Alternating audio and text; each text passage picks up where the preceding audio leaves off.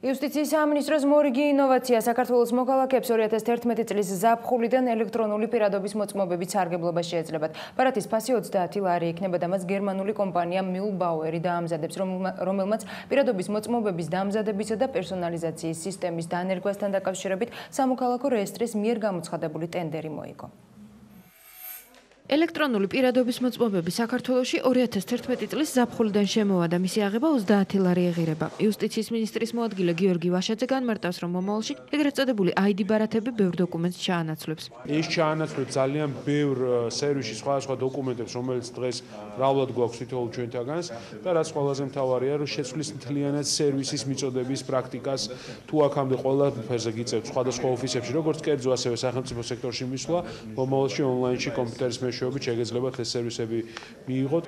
ელექტრონულ პირადობის მოწმობაზე ორი სახის ელექტრონული ჩიპია დატანილი, კონტაქტური და უკონტაქტო. კონტაქტური გამოიყენება ელექტრონული ხელმოწერისთვის, რაც იმას ნიშნავს, რომ ნებისმიერ დოკუმენტს, რომელსაც ხელს მოაწერთ, ელექტრონულად ოფიციალური იურიდიული ძალა ექნება. ID ბარათი ყველა ონლაინ სერვისისთვის იქნება ხელმისაწვდომი. მისი უპირატესობა იმაშიც მდგომარეობს, რომ ის კერძო და საჯარო სექტორში გამოყენებული პლასტიკური ბარათების უმრავლესობას ჩაანაცვლებს, მაგალითად სადაზღვევო პოლის, დაგროვებისა და საზოგადოებრივი ტრანსპორტით მგზავრობის ბარათებს.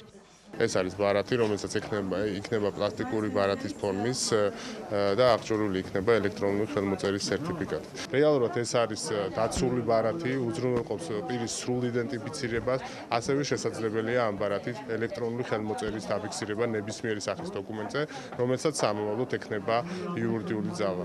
ბარათებს იუსტიციის სამინისტროს მიერ გამოცხადებულ ტენდერში გამარჯვებული გერმანული კომპანია Mühlbauer დაამზადებს. ჩვენ საბოლოოდ გადავწყვიტეთ, რომ კომპანია Mühlbauer-თან ვაფორმებთ კონტრაქტს.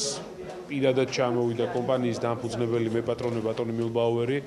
მათ აქვთ 30 წელზე მეტი გამოცდილება. ეს არის ერთ-ერთი ყველაზე, ასე ვთქვათ, გამოცდილი კომპანია მსოფლიო მასშტაბით ამ მიმართულებით. ვიწყებთ ახალ ინოვაციურ პროექტს ID ბარათების სისტემას.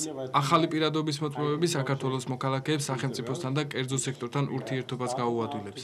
ჩვენ მოხარულები ვართ, რომ სამოქალაქო რეესტრის მიერ გამოცხადებულ ტენდერში გამარჯვება მოვიპოვეთ. საზოგადოების ნაწილი მიიჩნევს, რომ ელექტრონული პირადობის მოწმობები იდეალურია. ნაწილი ფიქრობს, რომ მისი მოხმარება გაუჭირდება, ნაწილი კი თუ სავალდებულ არ გახდა, ID ბარათის შეძენას არ აპირებს. მithumetes, რომ ის არც თუ იაფიღირს. ევროპისკენ მივისწრაფით და ვართ კიდეც ევროპა, ეს აუცილებელია.